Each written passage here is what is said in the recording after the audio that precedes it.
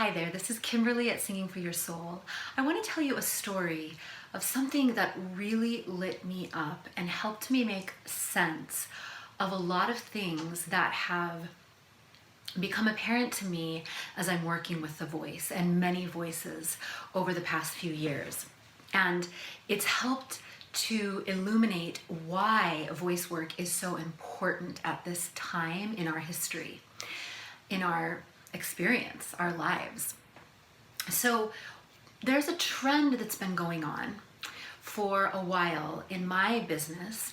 I started teaching voice as more as a, if you could ever call me a traditional voice coach, in a more traditional kind of way, but very quickly it blossomed into so much more than that. And I realized that our voices were opening up so much for us, for my clients, for myself, helping us move into places that we were afraid of, helping us to blossom in many areas of our lives, not just our use of our voices. And people would come back and tell me that they had tried new things or had amazing experiences that they felt had grown directly out of the voice work that they'd done and the permission that they'd been giving themselves and the healing that they had been doing, the embodiment. And so this story is about embodiment. So let me get back to the trend though. The trend I've been seeing is that people more and more are contacting me for voice lessons for their healing and their spiritual growth. It used to be that people would say, taking voice sounds fun. I would get emails from people who were contacting me and interested, and that was what they would say. It sounds fun, it's on my bucket list, I always wanted to be able to sing. Well, over the past 5 or so years, that has changed remarkably, and I get emails instead from people saying things like, I was at a Buddhist monastery doing a week-long retreat and we did a lot of chanting, and I felt this amazing realignment of my body and my spirit and my mind, and I want more of that. I want to understand my voice better, so that's why I'm pursuing voice. Or I've had immense trauma in my life, or I've gone through a divorce, or I've had this intuition that using my voice will be part of my healing journey in some way. It takes many different scenarios. I talk to so many people about voice, so many different ways and reasons that people contact me. So that's the backstory. And I've been noticing this trend and really interested because I'm also paying attention to our evolution as a species and to the reemergence of ancient practices and knowledge that is helping many of us to live more wholesomely in this time and awakening this sense of wanting to do our inner work through meditation or yoga practices, or, naturopathy and acupuncture and all these kinds of things. And also to be living more in harmony with our community, with the world, and with the earth itself, with nature, recognizing that there are a lot of things that are out of whack with our way of living, where we're stepping on things without being mindful about the harm that we're causing as humans on this planet. And there's a huge emergence of people who are really searching for answers and ways to do this better. And I believe that voice work comes into this in a very powerful way. So that's the background. And I've been mulling over this for a long time, why people are contacting me for deeper reasons, how we are collectively working to have a better world and be better humans in this world.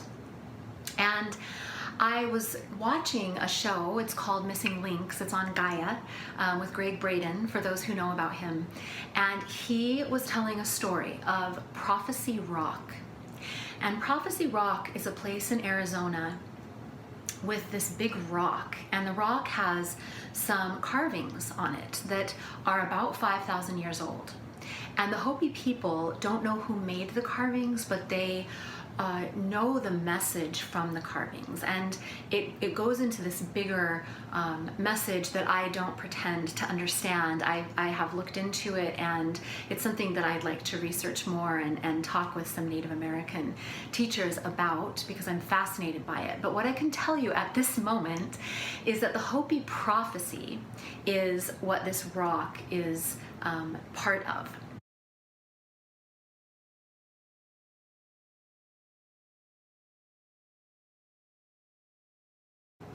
And on this rock, there are two paths.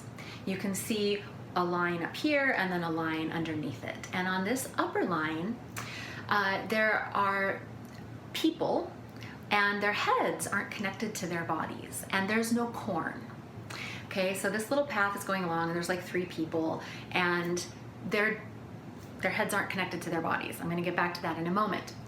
On the bottom path, there is an aged person. You can see they're hunched over and they have a cane, and there's corn on this path.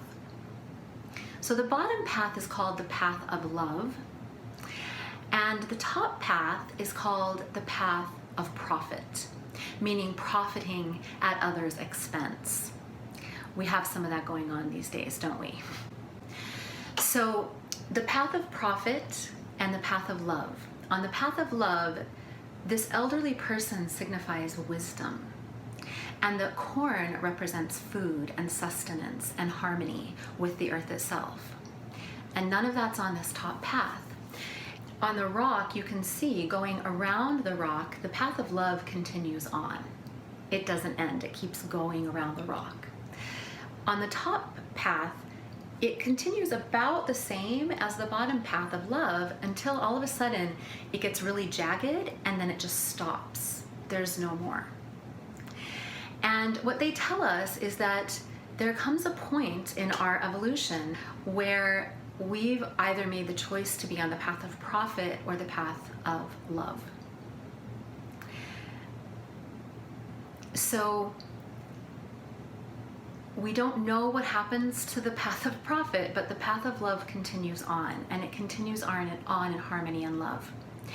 And part of the reason I'm sharing this incredible story with you is that I had this major aha moment, because for many years I've been saying that we as humans in our current incarnation and our current way of doing things societally are like severed talking heads.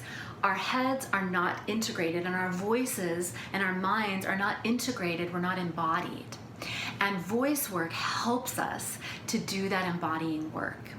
And so that huge aha moment that I had when I heard this story and saw the pictures of Prophecy Rock is that voice work is part of being on the path of love. It's part of how we come out of this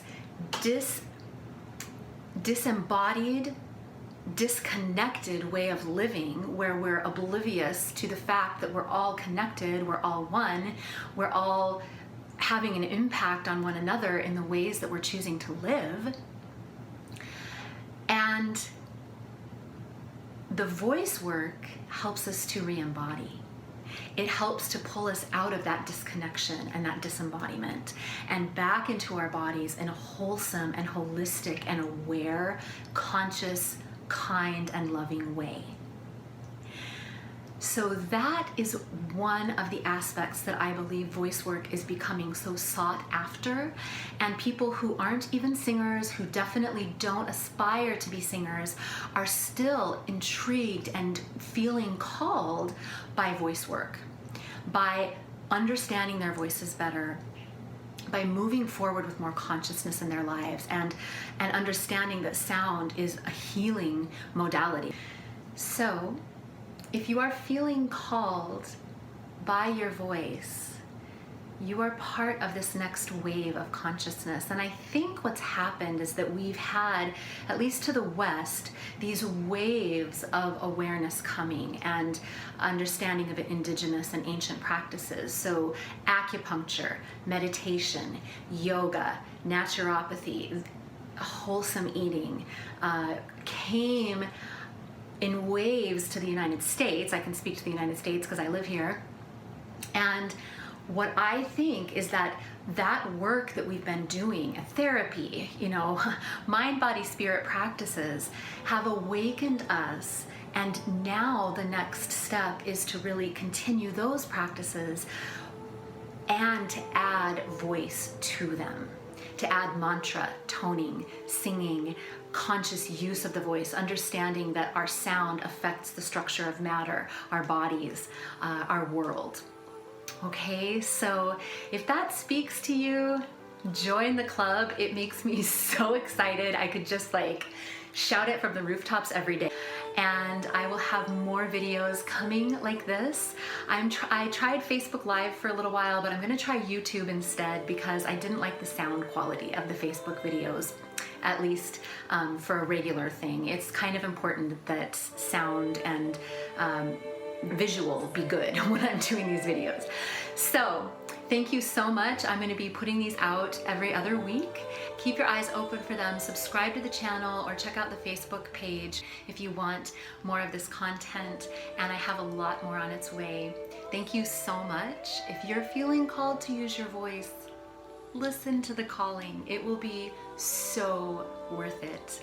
Thank you so much for joining me. I'll see you again soon.